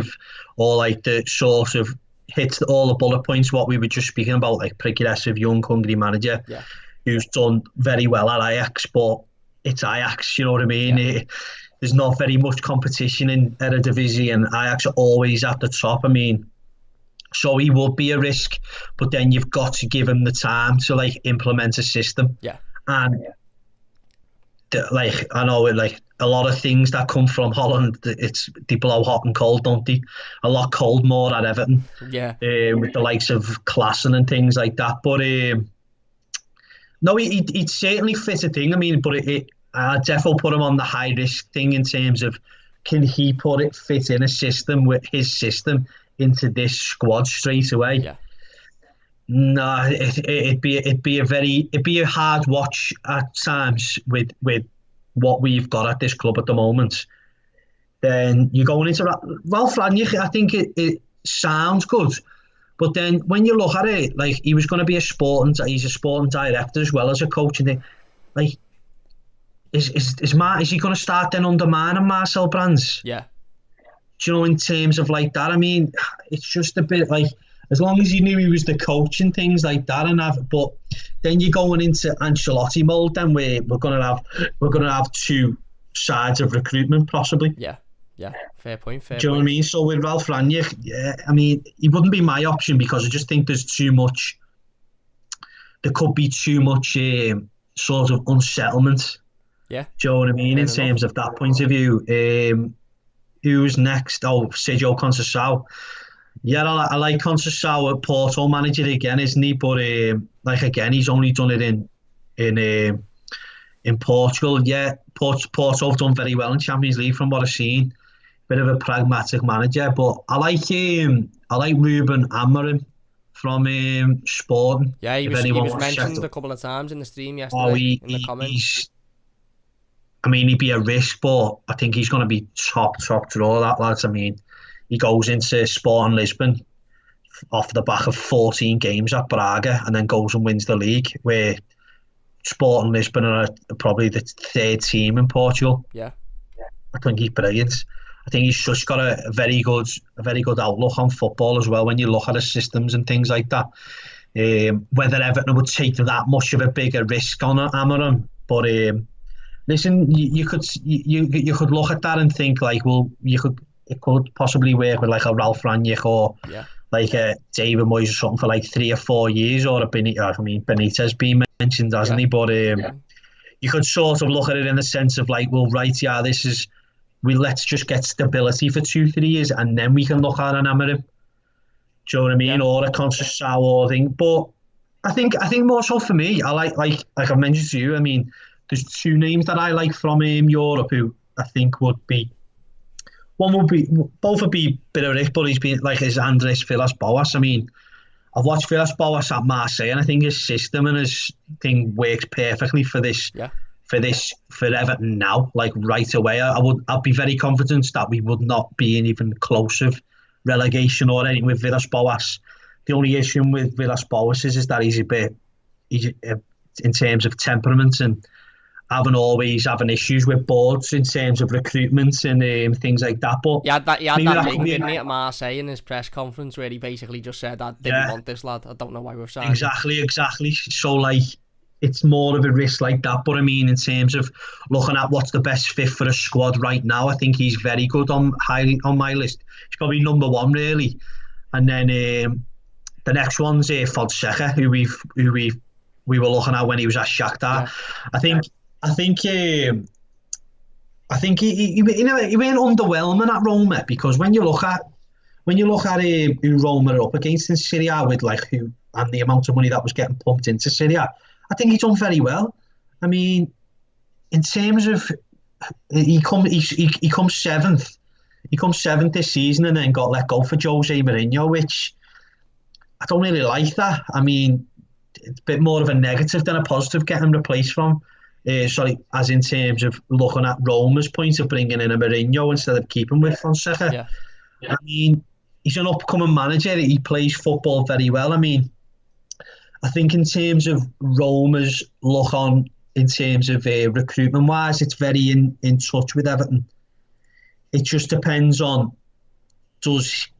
can he implement that system where he plays out from the back and things like that with our centre halves. I mean, you're looking at it, I think, in terms of Everton now. I mean, we were discussing how high up does a centre half come into it. Yeah. I think it goes high on the list, but in terms of Everton, I've got a lot of high things on the list now, haven't we?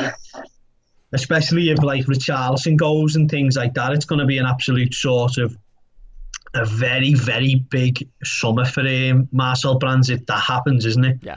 So, yeah, I think it's going to be AVB and Fonseca for me, and then obviously domestic. I know people are moaning things like that, but it's Eddie Howe for me, especially more for a fit in terms of domestic wise. I mean, I know a lot of people probably put Duncan Ferguson in before Eddie Howe, but Eddie Howe's been and done it. He's had a championship team in mid-table. for 4 years with Bournemouth. Yeah. The negative is the naivety in recruitment and a little bit system-wise, but he's had 5 years experience in it with a team who's kept him in the league. And if Marcel Brands can sort of benefit him in terms of recruitment, then maybe he's the best option for, because when you look at it, I don't think Nuno really, I don't know, there's just something about Nuno that I just think's a bit meh. Yeah. You know what I mean? It's just, it looks like it'll go stale very quickly. The system doesn't suit, it just doesn't fit. I mean, you look at Moyes, that doesn't work with Marcel Brands. Then you've got Rafa Benitez. Like, I wouldn't have Rafa Benitez nowhere near Everton. I'd hate that. Could you imagine that? Yeah.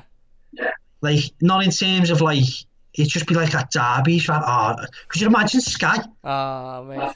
I wouldn't. Could you imagine Sky with Rafa Benitez being Everton manager?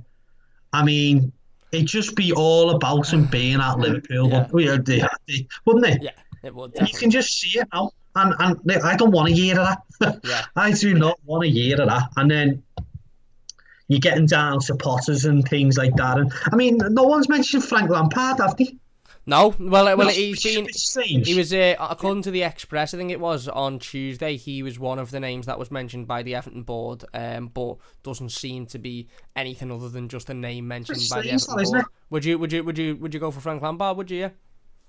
No, I wouldn't say I'd go for him, but he'd be on my list for domestic, surely. I mean, he done brilliant at Derby. I mean, look what Rooney's just went and done with Derby. Yeah. He went to Chelsea. He had no transfers. he worked with no transfers. I mean, they were a good team, but you're going into a season with no transfers and just playing young lads with Tammy Abraham, Reece James. He brought them through. Yeah. Mason Mount. Yeah, even so, when he got sacked, I think even Chelsea fans were a bit like, I think it's a bit too soon and things like that. But yeah, I was quite surprised with him. Quite surprised Frank Lampard is. I'm quite surprised Frank Lampard isn't sort of in the conversation above like Nuno. Yeah.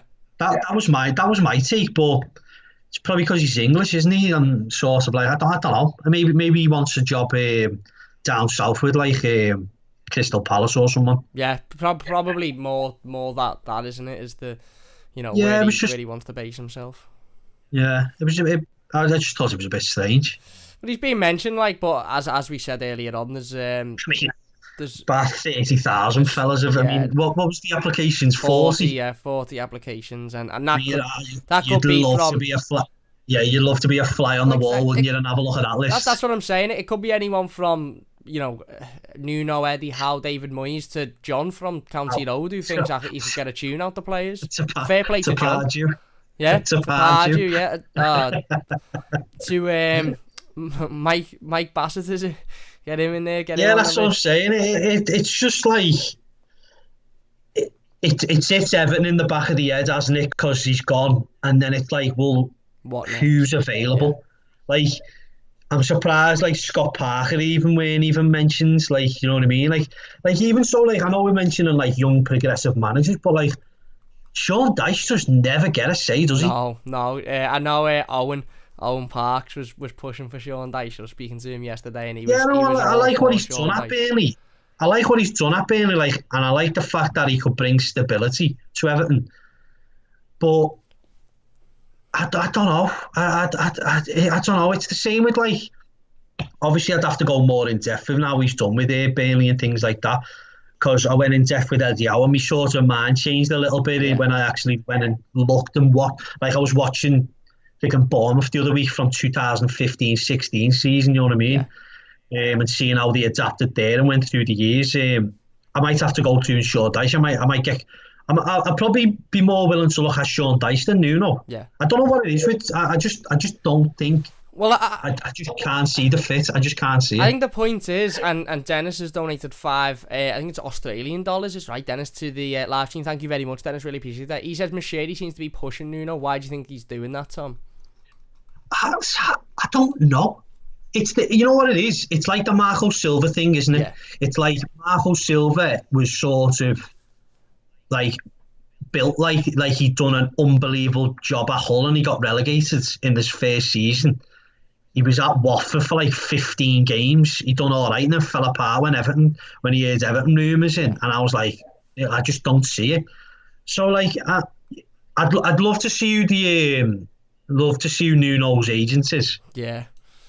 Because if it's anything to do with is it Sebastian, who is mates with Mishiri, then that's where I could see. But I don't see where, in terms of when we look around the league, I don't see how Nuno is above how Ferguson, Potter, David Moyes. I just like Lampard. I don't see where they've got him to be better than the rest. Yeah.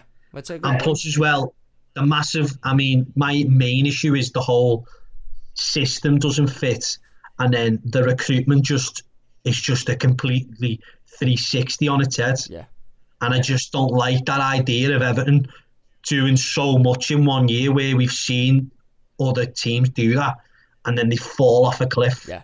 Yeah, true. And then you come to December, and then you are looking at a Rafa Benitez to probably save you. Yeah. Absolutely, and look, whoever comes in and whoever, we'll be keeping everyone up to date, videos, live streams over the next couple of days and weeks or so with all of the latest breaking news. But whoever comes in is going to split opinion, and there's going to have some people who are for it and some people who are against it. And let's be honest, the list is full of names that we all sort of look at and go, yeah. But listen, like I said, you don't want how, but I sort of look at it and think I do. So opinions are split throughout a whole of Everton.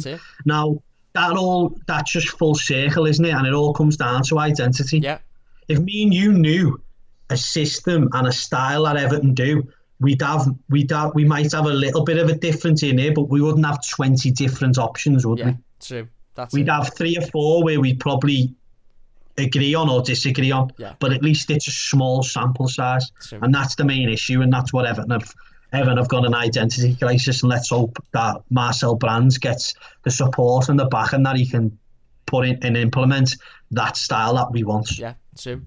Well, Jack the Lad says Nuno could bring the players we need for each wing. Traore and Neto, especially if Richie goes, bring a few in as well. But Nuno coming in doesn't guarantee that half the Wolves team is signing for Everton either. I know it's easy to think like that, but it doesn't guarantee that. Stevie, how much would Pedro Neto be? A lot of money. Like 40 million. Yeah, a lot of money. You know what I mean? At time, it's like I'd have Ruben Neves from it, but how much is he going to cost? 40 million, 50 million? That's Everton aren't at that stage. Everton have got to go get like we keep saying, the Ben Godfrey transfers. You know what I mean? We're looking at Dumfries, 15 million. Let's just trust them. Absolutely. And if they're not good, then they go. Everton, the main constant is Everton and Everton fans. Yeah. We can swap and change directors of football and managers all day long. There's not an end. There's not an end. This Everton goes on for infinity. Yeah. Now, if it takes my lifetime that we don't win, then so be it. But Everton continues. Absolutely. Do you know what I mean? So, as long as Everton find a way to be successful, then I'm happy, whether I'm 70 or 30. Yeah. Absolutely. I completely agree. You're spot on there. Steve says, yeah, look at how the players reacted to Duncan Ferguson when he was in charge. He rallied them up and he built DCL. Not Ancelotti. Everton FL says he wouldn't attract any new players. I think it's talking about Duncan Ferguson. EFC says, if the club or whoever don't think Duncan is ready, why aren't we looking at getting him experience at another club? But maybe that's Duncan's decision. But a great point, by the way, because that's another issue that I think Everton are getting left behind in modern day football, where they haven't got that link to what Leicester are doing in terms of the Leicester group, where Manchester City have got links now to clubs where they're buying players and putting them into these Belgium teams before then they get to City, or they can look at them, or then they get sold for profit. Yeah. Everton is so old-fashioned in this statement that it's untrue, and they're going to get left behind if they don't start becoming that modern football and letting Marcel Brands do what he needs to do to put us on that platform. Yeah. Absolutely. I couldn't agree more. We'll finish up there then. Look, there's going to be a lot more videos and streams certainly on the channel over the next couple of days and weeks, and there's going to be more discussion, and there's going to be more opinions, and everybody's got a different opinion, and that's brilliant, and that's why we do it, and that's the best thing, and not the best thing for the club, because like Tom said, we should have 2 or 3 names we're disagreeing on, not 20 odd names, but it's good that everyone's got their different thoughts and processes and opinions and reasons as to why and why not for certain managers, and that's why we come on and we sit down and we talk about them. But ultimately the club will make a decision. Hopefully that decision is from Marcel Brands and not anybody else at the club, and then we just simply have to back whoever the new manager is. But one thing is certainly for sure is that Nobody is coming into Everton Football Club after Carlo Ancelotti and we're going, yeah, get in, he's much better than Carlo was. Everybody is going to be a slight, I'm not, but we just have to back them and get behind them. You're totally right, and we've got to change that. We can't just go, oh yeah, it's not Carlo. Like, let's just separate. Let's just forget names and just base it on what we see with our eyes and stats and things like that, and then what Marcel Brands can produce with recruitment. That's it. Because that's ultimately our aim, is to be successful. And whether that's Eddie Howe, Andre Pirlo, Graham Potter, Antonio Conte, freaking Rafa Benitez. Me. Well, not him. Sorry, not him. Or freaking the other fella up at Rangers, not him either. Yeah, not him, definitely not him. We just got to take away name and just base it on what we see on the pitch. Yeah, absolutely. And then we then decide what we see then, and then that's all we can do. Yep. And then if it doesn't work, we go again. That's it. Well, Stressy says, F European football for now, FFS. Just give me a team that's fit and plays decent football and fights for the share. Exactly. Spot on, mate. Exactly. European, like we've always said, haven't we, Cam? Expectations are too high at Everton. Yeah. Especially from the board. But it doesn't help when the boards are coming out with comments like freaking Bill Kenwright used to come out with comments with Martinez saying he's going to get him with the Champions League. And then after that, now with Mashiri's money, now he's saying that we want big names because we're going to go in to win the league. That nonsense needs to stop. Yeah. Please, for the life of God, Mashiri, anyone, go through Everton's website or Everton's YouTube channel. Yeah, absolutely. And stop going on TalkSport with that idiot. Yeah. That absolute freaking cartel member, freaking Jim White. Yeah. Like, I'm sick of it. Yeah. Absolutely sick of it. Come on your own, like you said, go on YouTube, sit in front of a camera. Start talking to like fan channels as well. Like, what's the harm? Like, what's the harm in you or Toff or anyone allow being in the media room at the start of pre-season or something, asking a question to Calvert-Lewin? Yeah. Do you know what I mean? Like start interacting, start making the bridges, because once you cut us off, you can't start talking about people's clubs. Yeah, true. That's nonsense. True. Absolutely true. Williams says, great team, lads. F knows who we'll get. That's it, mate. Nobody knows at the moment, and it's all just a load of names thrown in, and we're trying to delve our way through the names. Next week. Yeah, you buy next week. It'll certainly be narrowed down a lot more. Yeah, well, not Monday. Probably look Friday. Probably Friday. Probably take a week off now because it's been a stressful week. But like we say, like we probably both agree on, it can't go past next week. Yeah. Well, it just can't. The season's fast approaching, isn't it? And exactly. It just like that. Yeah. So let's back Marcel Brands. That's it. And that's the point of this live stream, and that's the topic of this live stream. Whoever we bring in as manager, whoever we bring in as players, it's got to go through Marcel Brands. Marcel Brands has to make those decisions. He's the director of football. Start letting him direct football. He's not an advisor. He's not a negotiator. He's a director of football. Let him do his job. Anyway, look, go on. Sorry to say quick, look at it at this point of view. You might get recruitment wrong in certain times, 100%, totally agree, but recruitment's not going to be 100% every season, all that. But in terms of what we've seen this week, and what in a nutshell, we've seen Ancelotti not committed to this club and got off, but we've seen Marcel Brands signed a new contract and fully committed for 3 years. That's it. So that says actions speak louder than words. That's it. Absolutely spot on. Well, there you go. Big thanks to everybody for watching. If you watch live, massive thank you. Really do appreciate it. If you could hit that like button, it would mean a great deal to me. If you haven't already, please do subscribe. It only takes a second. Massive thanks to everybody in the live comments. Try to get through as many of them as possible. If you're watching as a YouTube video, leave your thoughts in the comments and we'll get involved with as many of them as well. Don't forget to check out Tom in the description. Go and follow him on Twitter and interact with Tom on all of his social medias and stuff. And Tom will be on the channel over the next couple of weeks as well, talking more about what's going on at the football club. But you'll see a lot of Bill Kenwright propaganda. Yeah, there you go. Well, look, ultimately at the moment we don't know who it's going to be. We don't know who it's between. We just know there's loads of names in there, and whoever it is, we'll have to just get behind. So look, there you go. Big thanks for watching. If you've enjoyed this one, please do leave it a like. Don't forget to subscribe if you're new, and we'll see you soon on the Mighty Blues. There we go, boss.